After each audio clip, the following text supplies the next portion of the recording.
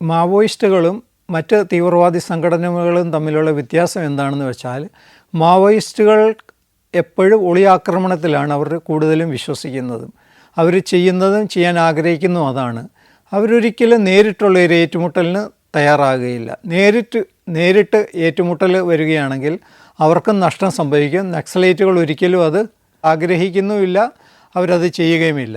പഞ്ചാബിലെ തീവ്രവാദികൾ എന്ന് പറഞ്ഞാൽ അവരുടെ ആ യുദ്ധവീര്യം എന്ന് പറഞ്ഞാൽ അത് വളരെ ഉയരത്തിലാണ്. അവർ ഒരിക്കലും തോറ്റു പിന്മാറുന്ന ഒരു സമൂഹമല്ല.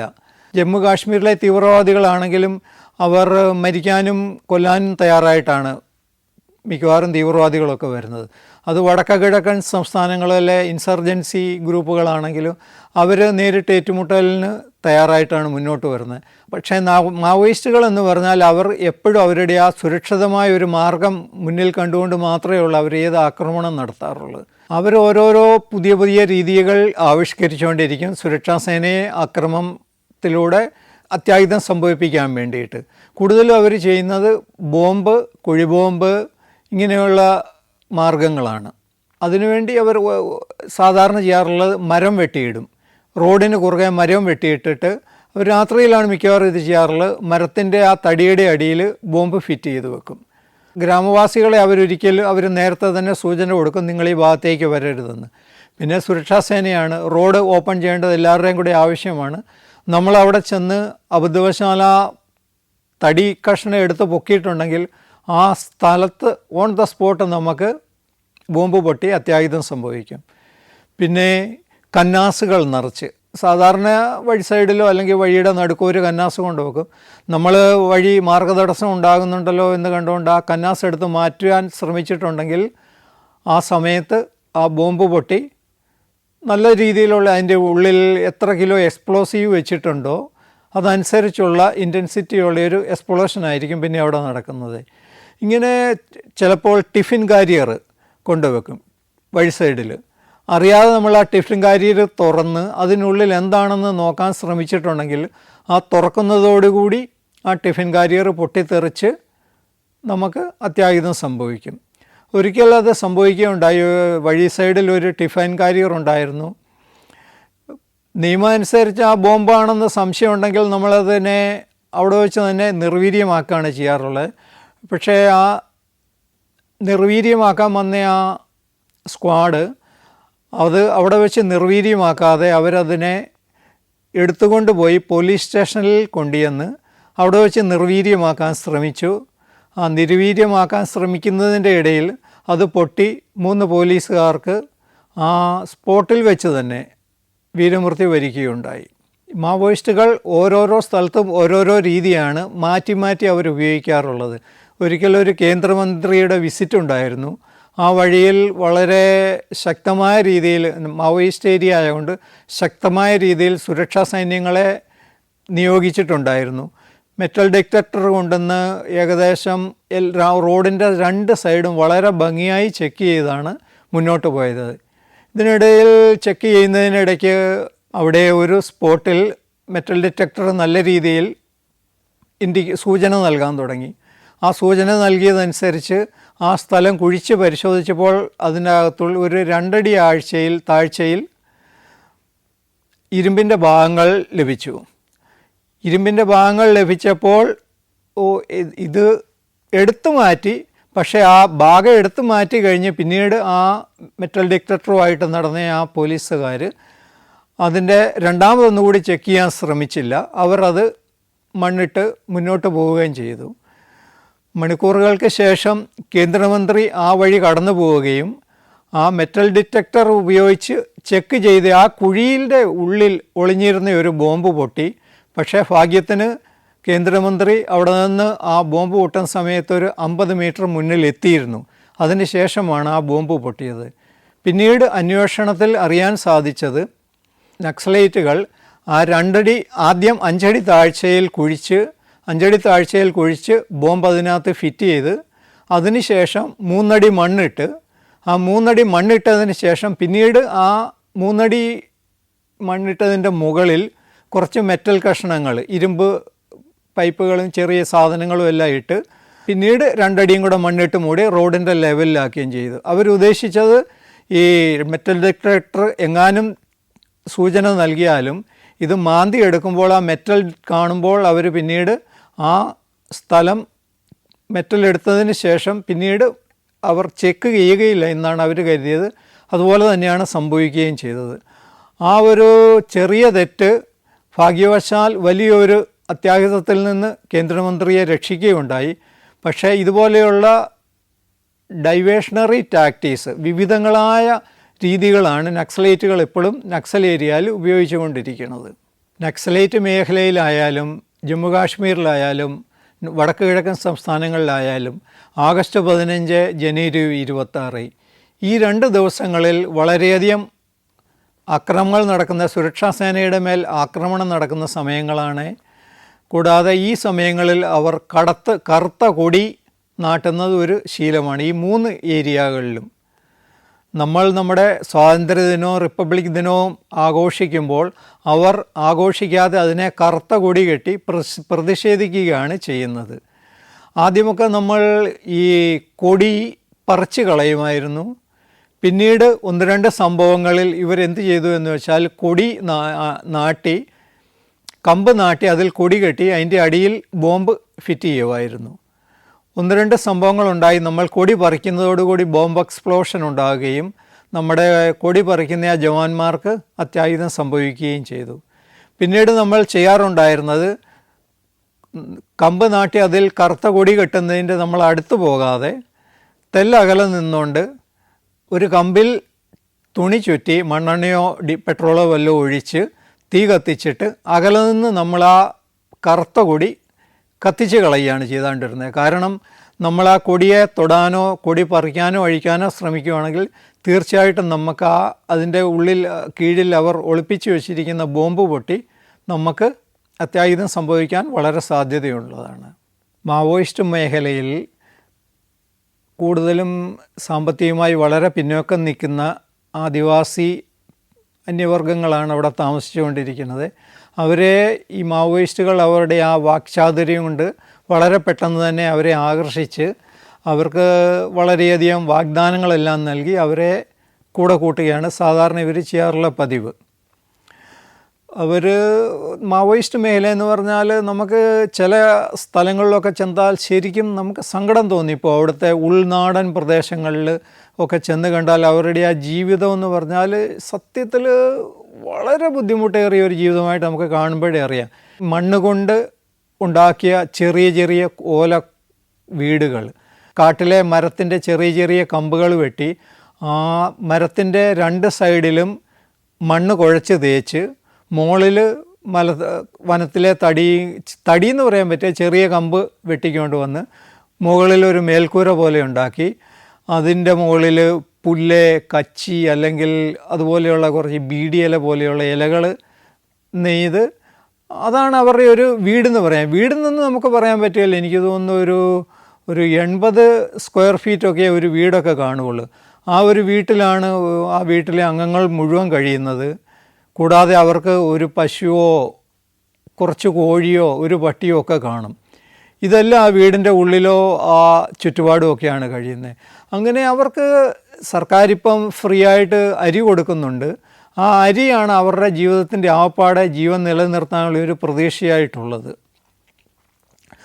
അവർക്കൊന്ന് വഴിയിൽ വരണമെന്നുണ്ടെങ്കിൽ കിലോമീറ്ററുകൾ, ചില ഉൾനാടൻ ഗ്രാമങ്ങളിലൊക്കെ എത്തിയാൽ അവിടുന്ന് നമുക്ക് തിരിച്ച് ആ വഴിയിൽ എത്തണമെന്നുണ്ടെങ്കിൽ 10, 12, 16 കിലോമീറ്ററൊക്കെ നടന്ന് വേണം നമുക്ക് ആ റോഡ് ഹെഡ്, അതായത് വഴി ബസ്സോ എന്തെങ്കിലും ഒരു 4 ചക്ര വാഹനങ്ങളോ ഒരു സൈക്കിൾ പോലും നമുക്ക് എത്തിക്കണമെന്നുണ്ടെങ്കിൽ അത്രയും കിലോമീറ്റർ നമ്മൾ നടന്ന് വേണം ചെല്ലാനായിട്ട്.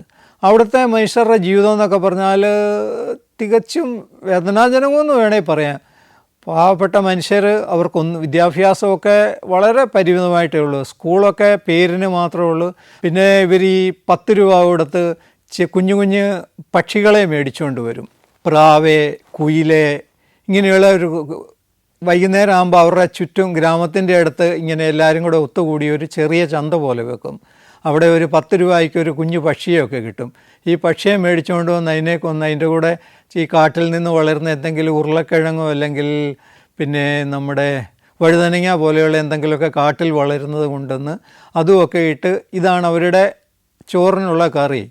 പിന്നെ അവർ ഉപയോഗിക്കുന്ന വേറൊരു ഐറ്റം എന്തെന്ന് പറഞ്ഞാൽ നീറിൻ്റെ കൂടുണ്ട്. ആ നീറിൻ്റെ കൂടെന്ന് പറഞ്ഞാൽ വനത്തിൽ ഒത്തിരി കാണപ്പെടുന്നു, ഇഷ്ടംപോലെ നീറും കൂടുണ്ട്. ഈ നീറും കൂട് മൊത്തത്തിൽ അവർ ടവൽ പോലെ ഒരു സാധനം ആ നീറും കൂടയിലോട്ട് ചുറ്റിയിട്ട് നീറിൻ്റെ കൂട് അടത്തിക്കൊണ്ട് വന്നിട്ട് ആ നീറിൻ്റെ മുട്ടയും കൂടെ ഇവർ കല്ലുപോലെ ഒരു സാധനമുണ്ട്, അരകല്ലെന്ന് നമുക്ക് പറയാൻ പറ്റില്ല, കാട്ടി കിടക്കുന്ന കല്ല്. ആ കല്ലിൻ്റെ മുകളിൽ വെച്ചിട്ട് വേറൊരു കല്ല് വെച്ച് ഇടിച്ചോ ചതച്ചോ ഒക്കെ ഈ നീറിൻ്റെ മുട്ടയും കൂടെ എടുത്ത് ചമ്മന്തി പോലെ ഉണ്ടാക്കുവാണ്. അതാണ് അവരുടെ ചോറിന് കൂട്ടുന്ന ഒരു കറിയായിട്ടുള്ളത്. ഞാനതൊന്ന് ടേസ്റ്റ് ചെയ്ത് നോക്കി. ഒരു ചെറിയ ഉപ്പും പുളിയും കൂടെ കൂടിയ ഒരു ടേസ്റ്റാണ്. Morocco, north Macedonia, Kazakhstan, Zambia, Zimbabwe. സഞ്ചാരം പെൻഡ്രൈവ് വോളിയം നമ്പർ 21. അപൂർവ ദൃശ്യ യാത്രാ വിവരണ ശേഖരം ഉടൻ സ്വന്തമാക്കാൻ സഞ്ചാരം എന്ന് SMS ചെയ്യൂ. ഫോൺ 9995444222.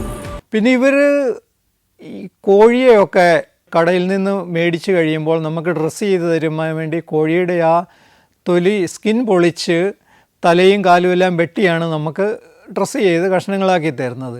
ഈ മിച്ചം വരുന്ന വേസ്റ്റുകളൊക്കെ നമ്മൾ ശ്രദ്ധിക്കാറുണ്ട്. അവരൊരു പാത്രത്തിലേക്ക് നിക്ഷേപിക്കുന്നു, അവിടെ നിന്ന് പിന്നെ ഈ പാത്രം കൊണ്ട് അവർ എവിടെയെങ്കിലും കൊണ്ട് കളയുകയാണ് സാധാരണ ചെയ്യാറുള്ളത്. ഈ മാവോയിസ്റ്റ് മേഖലയിലെ ഈ പാവപ്പെട്ട ഗ്രാമീണർ കിലോമീറ്ററുകൾ നടന്ന് ഈ കടയിൽ ചെന്ന് അവിടെ ഈ കോഴിയെ ഡ്രസ്സ് ചെയ്യാൻ സമയത്ത് പൊളിച്ചിട്ടിരിക്കുന്ന ആ തൊലി, കോഴിയുടെ തല, കാല്, ആന്തരിക അവയവങ്ങളെ ഇതെല്ലാം അവർ മേടിച്ചുകൊണ്ട് വന്നു കഴിഞ്ഞ് ഗ്രാമത്തിൽ അവർക്ക് വിറകിന് യാതൊരു ക്ഷാമവുമില്ല. വനത്തിനുള്ളിലുള്ള ജീവിതമായതുകൊണ്ട് ഒരു പാത്രത്തിൽ വെള്ളം തിളപ്പിച്ച് ആ വെള്ളത്തിലിട്ട് കോഴിയുടെ തൊലിയിൽ നിന്ന് ആ പൂടകളെല്ലാം വേർപെടുത്തി പിന്നെ ആന്തരിക അവയവങ്ങളെല്ലാം ക്ലീൻ ചെയ്ത് ഇതൊക്കെയാണ് അവരുടെ മാംസാഹാരമായി ഉപയോഗിക്കുന്നത്. ഞാൻ ചോദിച്ചു, നിങ്ങൾക്കൊരു കോഴി മേടിക്കാൻ നിവൃത്തിയില്ലെന്ന് ചോദിച്ചപ്പോൾ അവർ പറയുന്നത് എന്താണെന്ന് വെച്ചാൽ, ഒരു കോഴിക്ക് 300 തൊട്ട് 400 രൂപ വരെയും കൊടുക്കണം. ഞങ്ങൾക്ക് 300 രൂപ കിട്ടണമെന്നുണ്ടെങ്കിൽ ഞങ്ങൾ എത്ര ദിവസം കാത്തിരുന്നാലാണ് ഞങ്ങൾക്ക് 300 എന്നുള്ളൊരു സംഖ്യ ഒപ്പിക്കാൻ സാധിക്കുന്നത്.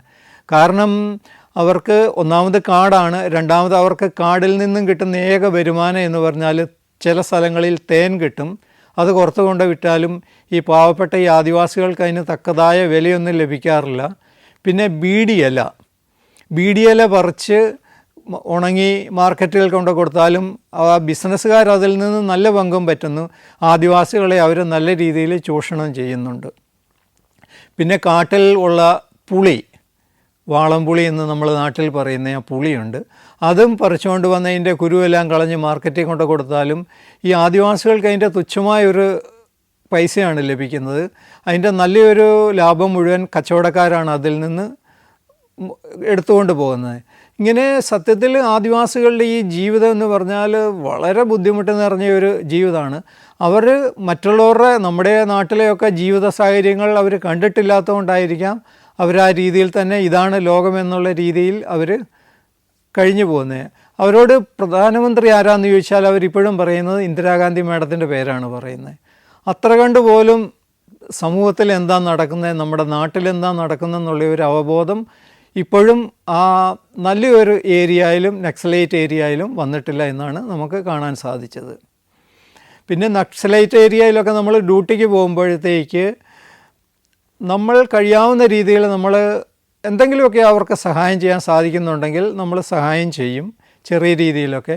പിന്നീട് നമ്മളിവിടെ വന്നു കഴിഞ്ഞിട്ട് SP സാറിനോടും കളക്ടർ സാറിനോടും എല്ലാം പറഞ്ഞ് അവരും അവരുടേതായ രീതിയിൽ ബ്ലോക്ക് വഴിയും പഞ്ചായത്ത് വഴിയും ഒക്കെ സഹായങ്ങളൊക്കെ എത്തിക്കാൻ ശ്രമിക്കുന്നുണ്ട്. പക്ഷേ എല്ലാവരിലും അത് എത്തുന്നുണ്ടോ എന്നുള്ളത് ഒരു വലിയ ചോദ്യചിഹ്നമാണ്. മാവോയിസ്റ്റ് മേഖലയിൽ നമ്മൾ ഡ്യൂട്ടിക്ക് പോകുമ്പോൾ നേരിടുന്ന ഏറ്റവും വലിയ വെല്ലുവിളി എന്ന് പറഞ്ഞാൽ, ഒന്നാമത് നമ്മൾക്കവിടെ വാഹന ഗതാഗതം പാടില്ല, വാഹനത്തിൽ പോകുന്നത് നമ്മൾക്ക് ഏറ്റവും വലിയ അപകടവുമാണ്. രണ്ടാമത് വഴി എന്ന് പറയുന്ന ഒന്നില്ല, കൂടുതലും വനത്തിനുള്ളിൽ കൂടെ യാത്രയാണ്. അതുകൊണ്ട് നമ്മൾ 5 ദിവസം 7 ദിവസം 10 ദിവസം വരെയുള്ള ഡ്യൂട്ടിക്ക് പോകുമ്പോഴേക്ക് നമ്മൾക്ക് ആഹാരം ഒരു വലിയ ബുദ്ധിമുട്ടാണ്. ഇത്രയും കിലോമീറ്ററുകൾ നമ്മൾ വളരെയധികം വെയിറ്റുമായിട്ട് പോകുക എന്ന് പറഞ്ഞാൽ നമ്മൾക്ക് വലിയ ബുദ്ധിമുട്ടുണ്ടാക്കുന്ന ഒരു കാരണമാണ്. അതുകൊണ്ട് നമ്മൾ ആഹാരം ഒരു ദിവസം ഒരു നേരമേ കഴിക്കാറുള്ളൂ. മറ്റൊരു കാരണം എന്ന് വെച്ചാൽ കൂടുതൽ ആഹാരം കഴിച്ചാൽ നമ്മുടെ പ്രാഥമിക കൃത്യം നിർവഹിക്കാനുള്ള അസൗകര്യം ഒരു പ്രധാന ഘടകമാണ്. പിന്നെ നമുക്ക് പല്ല് തേക്കാനുള്ള ബ്രഷോ പേസ്റ്റോ ഒന്നും നമ്മൾ കൊണ്ടുപോകാറില്ല. ഈ നടക്കുന്ന വഴിക്ക് ആര്യവേപ്പിൻ്റെ ഒരു കമ്പ് ഒടിച്ച് നമ്മുടെ വിരലിൻ്റെ വീതിയുള്ള ഒരു കമ്പ് ഒരു 10 സെൻറ്റിമീറ്റർ നീളത്തിൽ ഒടിച്ച് അത് പല്ലുകൊണ്ട് ചവച്ച് അതിൻ്റെ ഒരു എൻഡ് സോഫ്റ്റ് ആക്കും നമ്മൾ. എന്നിട്ട് ആ ആര്യവേപ്പിൻ്റെ ആ കമ്പ് കൊണ്ടാണ് നമ്മൾ പല്ല് തേക്കുന്നത്. ആഹാരം ഒരു നേരം കഴിക്കും. ആ ആഹാരത്തിനുള്ള റേഷൻ നമ്മളെല്ലാവരും കുറേശ്ശെ റേഷൻ നമ്മുടെ പുറകിലുള്ള ഒരു ബാഗിൽ മാൻപായ്ക്ക് ബാഗിൽ കൊണ്ടു നടക്കാറുണ്ട്. കാരണം നമ്മളത് കൊണ്ടുപോയില്ലെങ്കിൽ നമുക്ക് വഴിക്ക് ഒരു കടയോ അല്ലെങ്കിൽ ഈ റേഷന് നമുക്ക് വേണ്ടുന്ന സാധനങ്ങൾ മേടിക്കാൻ പറ്റുന്ന യാതൊരുവിധ സാഹചര്യവും നമുക്ക് വഴിക്കില്ല. പാവപ്പെട്ട ആദിവാസികൾ മാത്രമാണ് നമുക്ക് ഈ വനത്തിനുള്ളിൽ കാണാറുള്ളത്. അവരുടെ തന്നെ നിത്യജീവിതത്തിന് വേണ്ടി പൊരുതുന്ന അവരോട് നമ്മൾ റേഷൻ പോയി മേടിക്കുക എന്ന് പറഞ്ഞാൽ നമുക്കതൊരിക്കലും അംഗീകരിക്കാൻ പാടില്ലാത്തൊരു കാരണമാണ്. നമുക്കൊരിക്കലും അത് അംഗീകരിക്കാൻ പാടില്ല. മാവോയിസ്റ്റ് മേഖലയിലെ അവിടെ താമസിക്കുന്ന ഗ്രാമീണരെ നമ്മുടെ കൂടെ ചേർക്കാൻ വേണ്ടി ജില്ലാ ഭരണകൂടവും ജില്ലാ പോലീസ് മേധാവിയും വളരെയധികം നല്ല കാര്യങ്ങൾ ചെയ്യാറുണ്ട്. അത് ഒത്തിരി ഫലം കാണുകയും ചെയ്തു. കാരണം അവരുടെ ബുദ്ധിമുട്ടുകൾ മനസ്സിലാക്കി, അവരുടെ ആവശ്യങ്ങൾ മനസ്സിലാക്കി, അതെല്ലാം സാധിച്ചു കൊടുക്കാൻ കഴിയുന്ന വിധത്തിൽ മാക്സിമം അവർ 2 വിഭാഗവും ശ്രമിക്കുന്നുണ്ട്.